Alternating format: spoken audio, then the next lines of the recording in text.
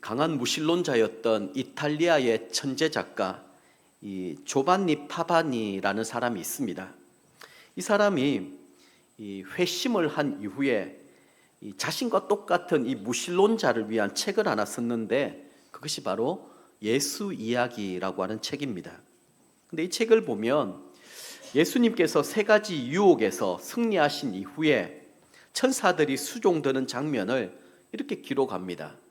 어리석은 자는 고독할 때 사탄과 사귀지만 지혜로운 자는 고독할 때 하나님과 사귄다.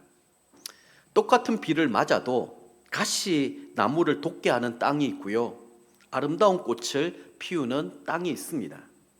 바울 사도님은 복음을 전하다가 억울한 누명을 뒤집어 쓰고 옥에 갇히게 됩니다.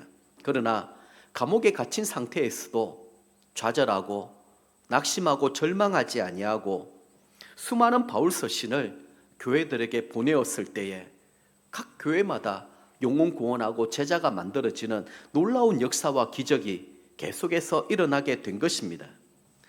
고난으로 폐인이 된 사람이 있는가 하면 고난 속에서 삶의 본질을 발견하는 사람도 있습니다. 고난으로 주저앉은 사람이 있는가 하면 고난 가운데 기도하여 다시 비상하여 날아오르는 사람도 있습니다. 고독할 때 사탄과 사귀는 사람이 있는가 하면 고독할 때 하나님께 더욱 기도하여 그 모든 시련과 어려움을 극복하고 마침내 승리하는 그런 사람도 있습니다.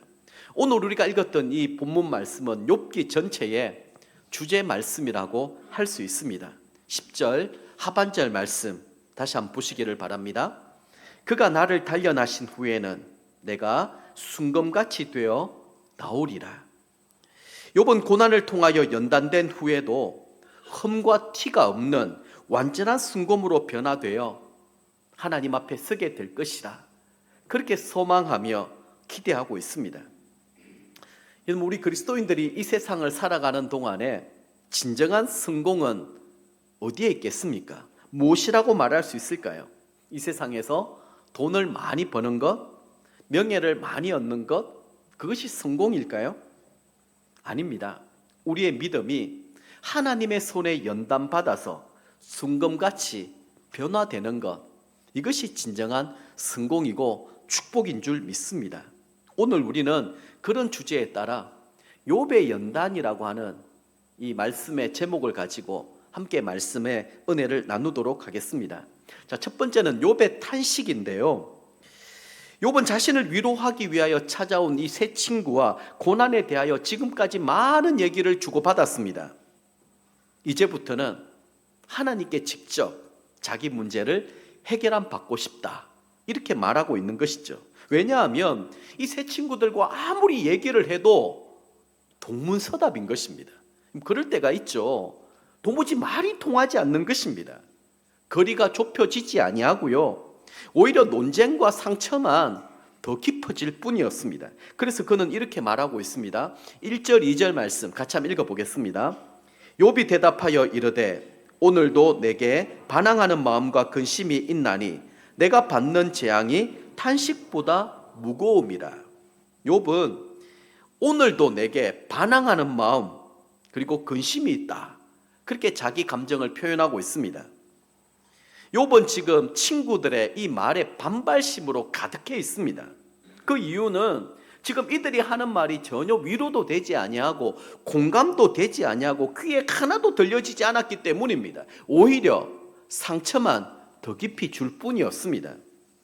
이제 욥은 친구들과 더 이상 긴 논쟁을 하지 않기로 마음속에 작정하였습니다. 그래서 오늘도 내게 반항하는 마음과 근심이 있나니, 이렇게 말하면서 친구들의 독설에 마음 아파하지 아니하고 속상해하지 아니하고 그 점에서 그냥 자기 스스로 소화해 버린 것입니다. 이것 자체가 욥이 지금 고난 가운데 신앙적으로 많이 자라고 있다는 사실을 우리에게 보여주고 있습니다. 다시 말해서 욥은 다른 사람들이 하는 말에서 그 독소를 걸러낼 수 있는 지혜를 얻게 된 것입니다. 여러분, 이 보거 요리를 좋아하십니까? 회로도 먹고 탕으로 먹는데요, 보고에는 독이 있습니다. 그 독을 잘 걸러내야지만 우리는 맛있는 고기를 섭취할 수 있고 그게 우리에게 영양분이 되는 것이죠. 그거하고 똑같습니다. 내게 반항하는 마음과 근심이 있나니, 이 말은 이제부터 내가 너희 말들 내가 이제 안 받겠다, 듣고 싶지 않다, 그러면서 너희들하고 더 이상 논쟁도 하지 않겠다, 이런 뜻이 담겨 있습니다. 그 이유는 무엇인가 하면 욥이 자신의 상황, 자신의 형편을 아무리 얘기해 보았자 이 사람들이 도무지 이해를 못하는 것입니다. 왜냐하면 자기가 당해보지 않았거든요. 자기가 경험해보지 않았거든요.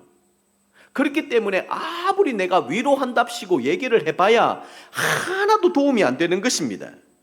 그리고 어떤 문제 해결도 이 친구들을 통하여 보려고 할 때 되지 않는 거예요.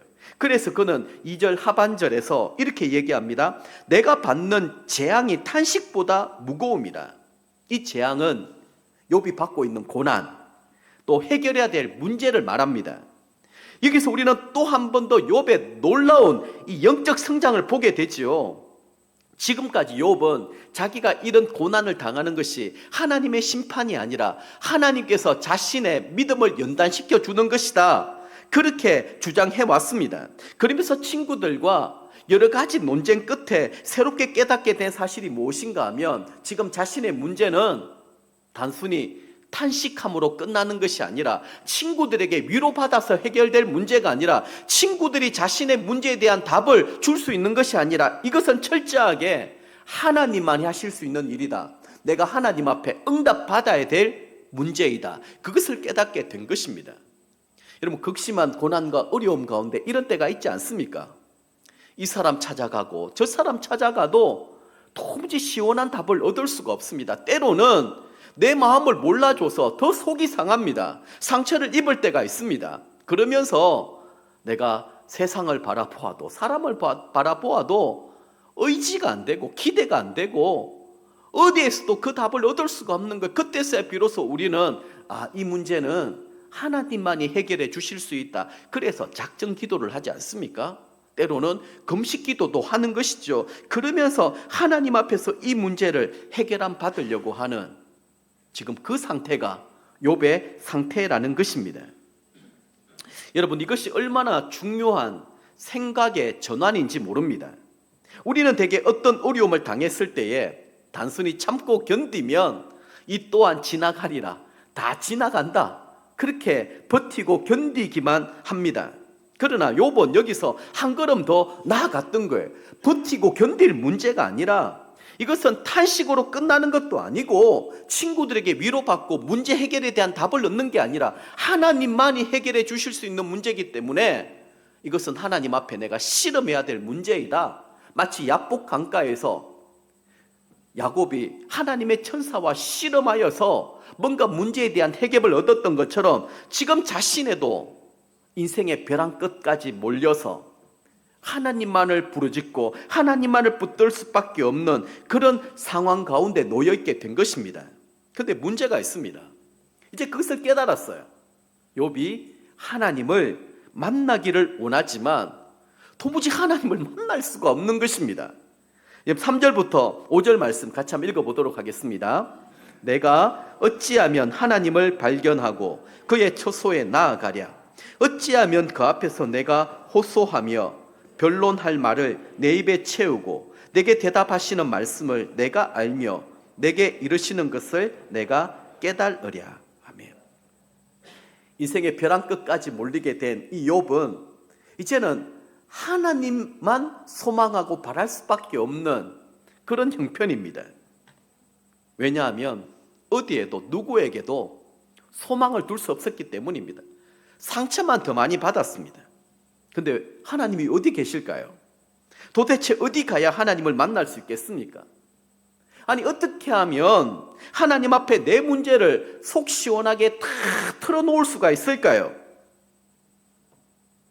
내가 가장 힘들고 어려울 때 하나님을 만날 수가 없다라는 것입니다. 하나님을 찾을 수가 없다라는 것입니다. 도무지 하나님이 보이지 않습니다. 하나님의 음성이 들리지도 않습니다. 그때 욥이 깨달았던 것이 무엇일까요? 내 속에 불순물이 너무 많다라는 거예요. 교만하고 거짓되고 위선적인 죄가 많이 있기 때문에 그 죄가 하나님과 우리 사이를 갈라놓아 버렸습니다. 하나님을 만나고 싶고 보고 싶어도 볼 수도 없고 들을 수 없게 된 것입니다. 제가 2013년 5월에 이제 미국 유학 생활을 마치고 이제 한국으로 돌아오게 되었습니다. 아마 몇 번 우리 생명의 삶 공부할 때는 제가 자주 한 번씩 얘기하는 예화이기도 한데요. 그날 LA 지역에는 우기였습니다. 먹구름이 잔뜩 끼어 있었고 또 비가 추적추적 내리는 그런 때였습니다. 이제 사람들하고 다 인사를 하고 이제 공항에 가서 오후 비행기를 타게 되었습니다. 국제선이다 보니까 비행기가 또 얼마나 또 높이 날아가겠습니까? 처음에는 그 비행기에서 창문을 다 닫게 하다가 어느 순간에 창문을 다 열으라고 하더라고요. 창문 밖을 내다보았더니 여전히 비가 내리고 있었습니다. 또 굉장히 찌푸린 날씨였고요. 그런데 구름 위를 비행기가 딱 올라가는 순간에 저는 깜짝 놀랐습니다. 구름 위에 햇살이 쫙 하고 비치고 있는 거예요. 그 광경 여러분 한번 보셨습니까? 나중에 비행기를 타실 일이 있으면 한번 경험해 보시기를 바랍니다. 야, 빛은 여전히 비추고 있었구나. 존재하고 있구나. 그때 하나님이 제게 주셨던 마음이 딱 있었습니다. 빛 대신 이 하나님, 그 은혜를 날마다 누리며 살아야 되는데 하나님과 나 사이에 이런 죄의 먹구름이 쫙 가리워져 있으면 아무리 하나님을 만나려고 해도 하나님의 음성을 들으려고 해도 볼 수도 없고 들을 수도 없는 거예요. 그때 그런 기도를 드렸더랬습니다. 하나님, 하나님과 제 사이에 앞으로 이런 죄의 장벽, 먹구름이 끼어서 하나님과 소통을 방해하는 일들이 없게 해주십시오. 하나님과 제 사이에 시온의 대로가 활짝 열려지게 해주십시오. 하나님의 음성을 듣고 하나님을 내가 보고 싶을 때 언제든지 볼 수 있는 은혜를 제게 주옵소서. 그렇게 기도했던 적이 있습니다. 욥도 그런 심정인 거예요. 하나님은 그것을 깨닫게 해주신 것입니다. 왜 하나님을 찾고 하나님을 만나려고 해도 찾을 수 없고 만날 수 없을까? 내 속에 내가 너무 많아서 그렇습니다. 불순물이 너무 많고 하나님과 자기 사이에 미처 깨닫지 못하였던 그 죄악들이 많았던 거예요. 자기는 지금까지 자범죄, 내가 지었던 그 죄에 대해서만 생각했는데 아니었어요. 자기 속에 원래적인 죄, 이 본성적인 죄, 원죄라고 얘기하죠. 그것이 있었기 때문에 하나님을 아무리 만나고 보려고 해도 볼 수가 없던 거예요. 지난주를 살펴보았던 것처럼 그래서 욥에게는 그 죄 문제를 해결해 줄 수 있는 대속자, 구원자가 필요했던 것입니다. 그 하나님을 만나지 않았습니까? 계속해서 하나님은 욥을 통하여 이제는 그 믿음을 이렇게 연단하고 훈련하고 가르쳐주고 계시는 거예요. 자, 이제 욥의 깨달음입니다. 6절 7절 말씀인데 한번 보시기를 바랍니다. 그가 큰 권능을 가지시고 나와 더불어 다투시겠느냐? 아니로다. 도리어 내 말을 들으시리라. 거기서는 정직한 자가 그와 변론할 수 있은즉 내가 심판자에게 영원히 벗어나리라. 아멘.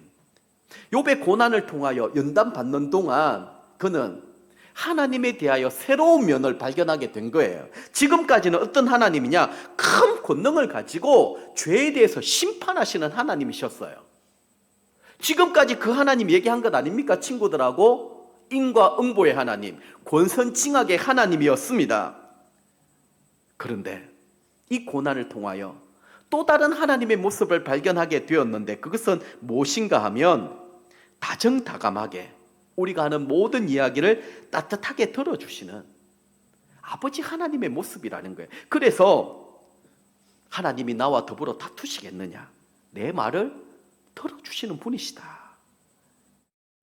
대부분 사람들이 알고 있는 하나님은 크고 두려우신 하나님입니다. 큰 권능으로 우리의 죄를 책망하고 심판하시는 크고 두려운 하나님입니다. 그래서 사람들은 할 수 있는 대로 자꾸 하나님의 낯을 피하여 도망가려고 합니다. 여러분, 죄를 지으면 나타나는 특징이 아담과 하와 보십시오. 숨어버립니다. 그전에는 하나님과 교제하고 너무너무 즐겁게 행복하게 살았었는데 낯을 피하여 도망가 버리는 거예요. 부끄러워하는 거예요.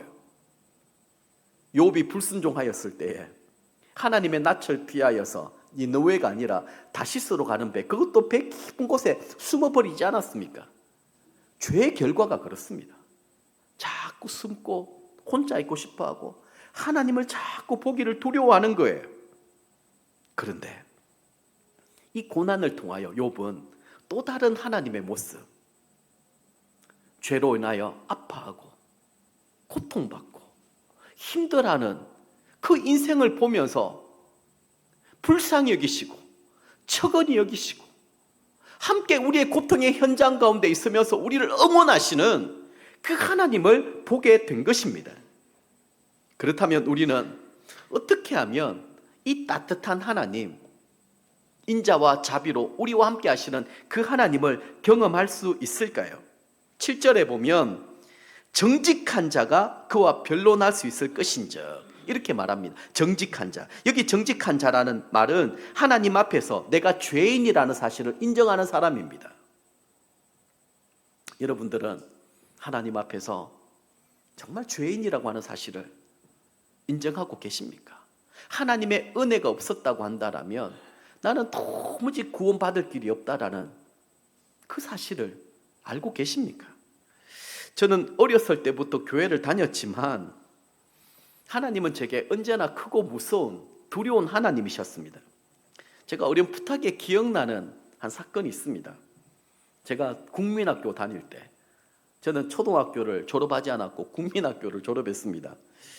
근데 그때 아마 한 4, 5학년쯤 되었던 것 같아요.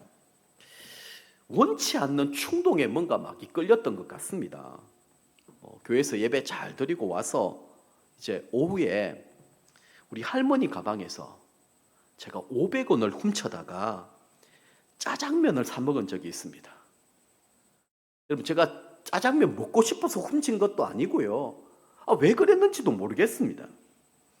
여러분, 그 돈을 가지고 짜장면 먹을 때 그 짜장면 맛이 좋았겠습니까? 그렇지도 않았습니다. 제 기억으로 그 짜장면이 450원 할 때였습니다. 그것도 주일이었죠. 여러분, 고신에 주일날 이 돈을 쓴다라는 이것은 이 지옥에 떨어지는 행위였습니다. 다 착하고 말 잘 듣는 그런 아이로만 생각했는데 왜 그런 방한 기질이 제게 있었는지 모르겠습니다. 그때부터 제 마음이 어떻겠습니까? 아니, 주일날 가서 이 450원 주고 짜장면 먹을 때부터 손이 떨리기 시작합니다. 불안합니다. 이 맛이 무슨 맛인지도 모르겠어요. 그리고 이제 집에 왔을 때 혹시라도 할머니가 알게 될까, 할머니 눈치를 살피고요, 집안에 있는 모든 식구들 눈치를 살피면서 설설 피해 다니기 시작합니다. 우리 할머니가 돌아가실 때까지 이 사실을 모르고 계십니다. 그 이후로 저는 수련회 가기만 하면 반복해서 이 사건을 두고 열심히 회개했습니다. 아니, 어떻게 강사 목사님이 그렇게 잘하시고 나중에 늘 결단의 밤이라는 게 있었거든요. 마지막 수련회 마지막에는. 그러면서 막 죄를 다 꼬집어냅니다. 남 모르게 어머니, 할머니 지갑에 손댄 사람 회개하세요 막 그러는 거예요. 그때 양심의 찔림을 받고 하나님 앞에 기도하고 또 기도했습니다.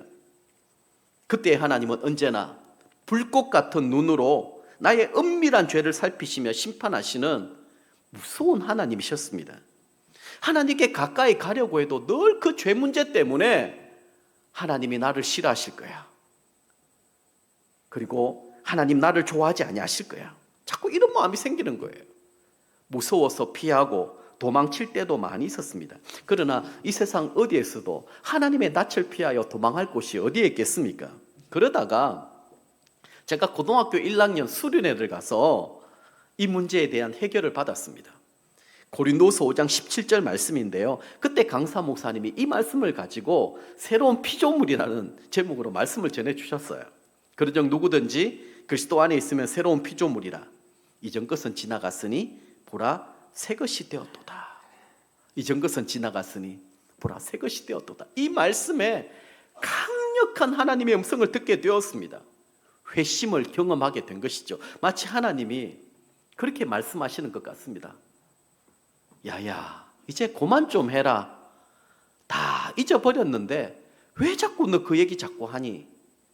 하나님은 이미 우리가 예수 그리스도의 십자가를 붙들고 우리의 죄 문제를 다 털어놓으셨을 때 예수님의 십자가 보혈로 다 용서해 주시고 죄를 사해 주셨는데 우리는 자꾸만 그 죄를 끄집어내가지고 다시 하나님 앞에 엎드리고 회개하는 어리석은 모습들을 반복하고 있는 것입니다. 그때 제가 또 깨달았던 것도 있습니다. 죄를 지어서 죄인이 아니라 죄인이기 때문에 죄를 지을 수밖에 없는 그 타락한 본성을 보게 되었다라는 거예요. 예수님께서도 무리를 바라보며 민망히 여기셨다라고 했어요. 척은히 여기셨다라는 말이거든요. 불쌍히 여기셨다라는 말입니다. 왜 그런가 하면 죄의 권세 가운데 이 인간이라는 존재들이 꼼짝을 못하는 거예요. 그게 노예처럼 이리저리 끌려다니는 것을 보면서 주님이 너무 마음 아파하시는 거예요. 왜냐하면 우리의 생각과 마음 의지로는 죄를 이길 수가 없기 때문이죠. 그래서 주님은 그것을 너무 아파하셨습니다. 함께 우셨습니다. 그래서 주님이 가시고 우리 가운데는 성령님이 계시는데 성령님이 하시는 일들이 무엇입니까? 우리의 연약함을 도우시는 분이라고 했습니다. 말할 수 없는 탄식으로 우리의 연약함을 두고 기도하시는 분이라고 말씀하셨습니다. 그리고 죄를 짓지 않을 수 있는 능력, 은혜를 우리에게 주셨다라는 거예요. 우리가 성령님의 은혜를 우리가 의지하고 또 도우심을 구하기만 하면 죄 짓고 싶은 생각을 하나님이 딱 사라지게 만들어 주시는 거예요. 그리고 하나님을 사랑하게 하나님이 도와주시는 거예요. 성령님이 지금도 우리 가운데 이런 연약함을 도와주시는 분인 줄 믿으시기 바랍니다. 여러분, 그런 회심의 역사가 있고 난 다음부터는 갑자기 하나님이 변하셨습니다. 무섭게 진노하시는 하나님이 아니라 언제나 저의 죄를 불쌍히 여겨주시고 긍휼히 여겨주시며 측은하게 생각해 주시는 하나님, 그리고 제가 회개하고 돌이킬 때에 따뜻하게 안아주시는 그 하나님의 품이 느껴지는 거예요. 사랑하는 아들아, 고생 많다. 그래, 내가 네 마음 안다. 너도 한다고 하는데 또 넘어졌지, 또 실수했지. 괜찮아, 괜찮아. 그러면서 잘하는 거란다. 그러면서 크는 거란다. 그래서 너의 믿음이 점점 더 연단이 될 거야. 실패하고 깨어지고 넘어지더라도 우리가 낙심하지 아니하고 다시 일어설 수 있으면, 다시 예수님의 십자가를 붙들 수 있다고 한다라면 우리는 언제든지 새로운 피조물 그리고 회복될 수 있다라는 말입니다. 그 순간 저는 바울 사도님이 강조하여 말씀하시던 그 은혜 안으로 들어가게 된 것이죠. 누구든지 그리스도 예수 안에서 결코 정죄함이 없나니. 저는 이 말씀의 자유함을 누리게 된 것입니다. 우리는 모두 예수님의 십자가 성량으로 말미암아 따뜻하신 하나님, 다정다감하신 하나님을 언제든지 만날 수 있습니다. 하나님 보시기에 정직한 사람은 예수님을 영접하고 믿음으로 말미암아 죄사함의 은총을 받은 사람입니다. 그래서 예수님을 나의 대속자, 나의 구원자라고 믿지 않는 사람은 정직한 사람이라고 말할 수 없습니다. 그런데 욥은 또다시 혼란을 또 겪습니다. 이까지는 알았어요. 이제 주님이 나와 함께 하시는 건 알겠는데, 가까이 계시다라는 것까지도 이제는 알게 되었는데, 자, 8절 9절 말씀 같이 한번 읽어보겠습니다. 그런데 내가 앞으로 가도 그가 어디 계시고 뒤로 가도 보이지 아니하며 그가 왼쪽에서 일하시나 내가 만날 수 없고 그가 오른쪽으로 돌이키시나 배울 수가 없구나. 아멘. 자, 조금 전에는 욥이 하나님이 어디 계시는지 몰라서 당황하였습니다. 그런데 이제부터 하나님은 멀리 계신 것이 아니라 가까이 계시다라는 거예요. 그렇다면 구체적으로 어디 계실까요? 내 앞에 계시겠습니까? 내 뒤에 계시겠습니까? 내 오른편에 계시겠습니까? 내 왼편에 계시겠습니까? 욥은 하나님이 가까이 계신다라고 하는 사실을 느낄 수는 있었지만 그의 눈에 보이지 않는 거예요. 우리도 평소에 예수님을 잘 믿다가 갑자기 어떤 어려운 상황, 위기를 겪게 되면 하나님의 음성이 들려지지도 않고 하나님이 보이지가 않습니다. 갑자기 당황하게 되죠. 머리로는 압니다. 하나님이 나와 함께 하신다는 거. 그러나 문제는 감정적으로 하나님을 전혀 느낄 수가 없는 거예요. 완전히 캄캄한 어두움 가운데 빠져 있는데 하나님이 나를 홀로 내버려 두고 나를 버리신 것처럼 그렇게 느껴질 때가 있는 것입니다. 이 순간에 우리는 쉽게 당황하여 낙심하고 절망하기가 쉽습니다. 근데 여러분, 지혜로운 사람은요, 이런 위기, 고난을 기회로, 축복으로 바꿀 수 있는 사람입니다. 위기와 이 기회의 이 기자라고 하는 한자어는 동일한 한자입니다. 다시 말해서 위기와 기회는 동전의 양면과 같다라는 말입니다. 기회가 왔을 때 교만하지 말아야 되고요. 위기라고 해서 마냥 두려워하며 낙담하지 말아야 됩니다. 위기를 다시 오지 않을 인생 최고의 기회로 삼을 수 있는 사람이 복된 사람이라는 거예요. 특히 우리 하나님의 자녀들은 위기를 기회로 만들 수 있는 지혜, 능력을 이미 하나님이 우리에게 공급해 주셨어요. 왜냐하면 고난 가운데 하나님을 바라보고 의지하는 사람을 하나님은 외면하지 아니하시고요, 도와주시기 때문입니다. 위기를 맞이할 때마다 하나님께서는 피할 길도 열어주시고, 또 이것을 어떻게 기회로 만들게 하실 것인지 하나님께서 다 계획과 뜻을 가지고 계시는 것입니다. 성령님은 지금도 우리 가운데 내주하고 계시고 우리의 연약함을 도와주시고 응원해 주시는 분이십니다. 도무지 내 힘으로 돌파할 수 없는 어려운 문제 가운데 봉착해 있다고 한다면 낙심하지 마십시오. 용기와 능력을 주시는 하나님이 우리 곁에 계심을 믿으시기 바랍니다. 힘을 좀 내시기를 바랍니다. 고통의 끝이 얼마 남지 않았습니다. 우리가 사망의 엄침한 골짜기로 다닐지라도 해를 두려워하지 않을 것은 주님이 나와 함께 하시고요, 그 고통의 터널을 지나기만 하면 우리는 쉴만한 물가, 푸른 초장으로 나아갈 수 있기 때문입니다. 그래서 우리 인생은 형통과 이 고난이 병행되어 있습니다. 그래서 형통할 때에는 감사하고, 고난을 겪을 때에는 지나온 삶들을 돌아보면서 다시 한 번 더 하나님을 붙들고 의지하는 기회로 삼으라고 하는 말씀입니다. 우리에게 임한 이 고난의 불은 우리의 믿음을 순금으로 재련하기 위한 하나의 도구라고 하는 사실, 우리가 머지않아 곧 깨닫게 될 것입니다. 자, 마지막 세 번째는 욥의 신앙 고백입니다. 욥은 하나님께서 이 모든 어려움을 주신 이유를 너무나도 분명히 알게 되었습니다. 처음 이 고난을 겪었을 때에는 하나님이 자기를 미워하는 줄 알았습니다. 자기를 버리는 줄 알았습니다. 그래서 하나님 사랑에 대해서 의심하였고, 심지어 하나님의 능력에 대하여 불신하기도 하였습니다. 그러나 이제는 하나님의 뜻을 너무나도 분명하게 깨닫게 된 것이죠. 그래서 10절, 위대한 신앙의 고백을 하게 됩니다. 같이 한번 읽어볼까요? 그러나 내가 가는 길을 그가 아시나니 그가 나를 단련하신 후에는 내가 순금같이 되어 나오리라. 아멘. 내가 가는 길, 내가 아는 것이 아니라 하나님이 아신다고 했습니다. 내가 가는 길을 내가 알고 있다, 교만한 사람이죠. 내가 알아서는 안 됩니다. 그럼 하나님을 의지하지 않겠죠. 하나님을 신뢰하지 않을 것입니다. 하나님께 나의 운명, 나의 삶을 맡겨드리는 사람은 매일매일마다 하나님의 인도하심, 하나님의 다스림을 받아야지만 살 수가 있는 것입니다. 어디로 가는지, 어떻게 될 것인지 그런 알지 못합니다.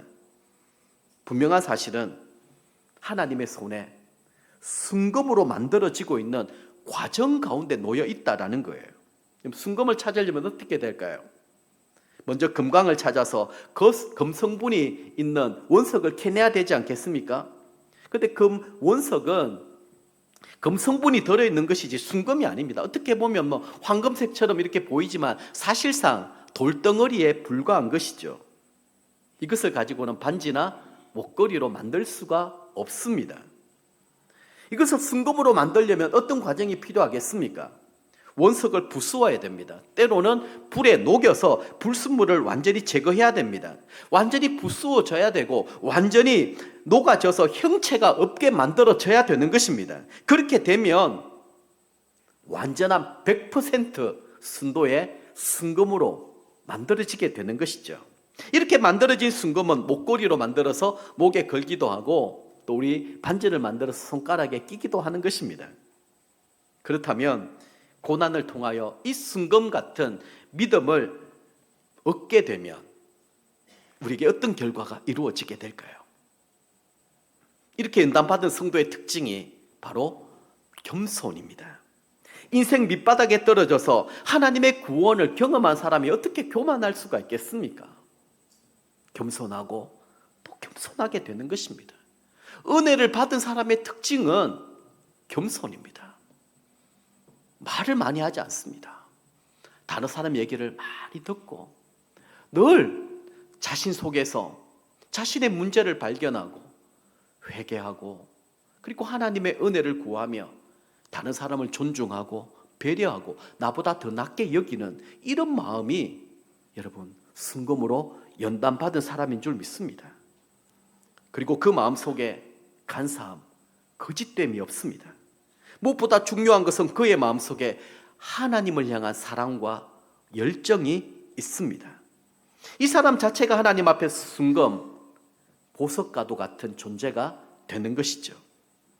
하나님이 우리에게 고난을 허락하시는 이유는 우리 가운데 있는 모든 불순물을 제거하기 위함입니다. 여러분들에게 어떤 불순물이 있습니까? 오늘 이 시간에 그것을 한번 기도하십시오. 하나님은 우리를 어떻게 하든지 100% 순도의 이 정금 같은 믿음을 요구하고 계십니다. 오늘 시간에 그것을 발견할 수 있어야 됩니다. 그것을 내어놓을 수 있어야 되고요. 그리고 하나님의 도우심을 구해야 됩니다. 그러면 우리 인생의 모든 문제는 다 해결되게 되어 있습니다. 자꾸 방법을 찾으려고 하지 마십시오. 길을 찾으려고 하지 마십시오. 하나님께 맡기십시오. 하나님께 순종하십시오. 그러면 그 길은 자연스럽게 열려지게 되어 있습니다. 말씀을 맺도록 하겠습니다. 찰리 채플린의 명언으로 잘 알려진 말 중에 이런 말이 있습니다. 인생은 가까이에서 보면 비극이지만 멀리서 보면 희극이다. 영화의 카메라처럼 우리 인생도 가까이 보면 비극처럼 느껴집니다. 그 상황, 그 형편만 보면 절망처럼 느껴지지 않습니까? 그런데 다른 사람의 집을 보면 다들 문제없이 행복하게 잘 사는 것처럼 보입니다. 멀리서 보기 때문이죠. 반면에 우리 집은 늘 슬프고 그리고 힘든 것만 돋보이는 것 같습니다. 너무 가까이서 보기 때문입니다. 지금 우리 가운데 놓여 있는 시련과 어려움을 어떤 관점으로 바라보고 있느냐, 여기에 따라 세상을 살아가는 우리의 마음가짐, 삶의 태도는 달라지게 될 것입니다. 이때 중요한 것이 있죠. 내가 지금 제대로 보고 있느냐라는 것입니다. 생텍쥐페리의 어린 왕자를 보면 또 이런 문장이 나옵니다. 가장 중요한 것은 눈에 보이지 않기 때문에 마음으로 보아야 한다. 마음으로 보는 것보다 더 중요한 것이 있죠. 그것은 믿음의 눈으로 바라보는 것입니다. 자, 믿음의 눈으로 바라본다라는 이 의미는 무엇이겠습니까? 지금 내가 겪고 있는 모든 일들에 하나님의 섭리와 개입이 있다라는 사실을 믿는 것입니다. 그러면 모든 것을 합력하여 선을 이루어 주시는 하나님께 우리의 인생 통째를 맡겨드릴 수가 있는 것입니다. 큰 그림 가운데 지금 이 상황을 바라보는 것입니다. 그러면 한결 여유롭고 오히려 감사하며 고난을 이겨나갈 수 있을 것입니다. 그래서 성경은 우리에게 시험을 당할 때, 시련을 당할 때 오히려 감사하라고 했습니다. 이 시련이 우리의 믿음을 연단시킨다라고 그렇게 우리에게 교훈하고 있습니다. 우리 모두는 이 세상에 성공의 독에 중독되어 있고 순금의 가치를 잃어버린 시대를 살아가고 있습니다. 하나님 앞에서 가장 가치 있고 의미 있는 인생은 세상의 성공이 아닙니다. 세상의 명성도 아니고요. 고난의 용광로를 통과한 100% 순금입니다. 하나님은 고난을 통하여 우리 모두에게 100% 순금을 요구하고 계십니다. 그래서 지금 우리 모두는 이유를 알 수 없는 고난, 역경, 어려움, 시련들을 다 겪고 있습니다. 해석하려고 하지 마십시오. 여기에 대한 답을 자꾸 구하려고 하지 마십시오. 하나님만이 그 길을 알고 계십니다. 순간순간마다 내가 순종해야 될 것이 무엇일까? 하나님과 나 사이에 죄로 말미암아 가리워져 있는 이 먹구름은 무엇이 있을까? 내 속에 불순물은 무엇이 있을까? 하나님, 이것 좀 제거해 주십시오. 그리고 하나님과 시온의 대로가 활짝 열려지고 내가 하나님을 보고 싶을 때 볼 수 있고 하나님의 음성을 듣고 싶을 때 언제든지 들을 수 있는 영안과 그리고 영적인 귀가 열려지게 해주십시오. 이 기도가 우리에게 필요합니다. 그러면 모든 문제는 저절로 다 해결되게 될 것입니다. 이 말씀 붙들고 고난의 시간 또 시련의 시간을 믿음으로 넉넉하게 이길 수 있는 저와 여러분 되실 수 있기를 주님의 이름으로 축복합니다.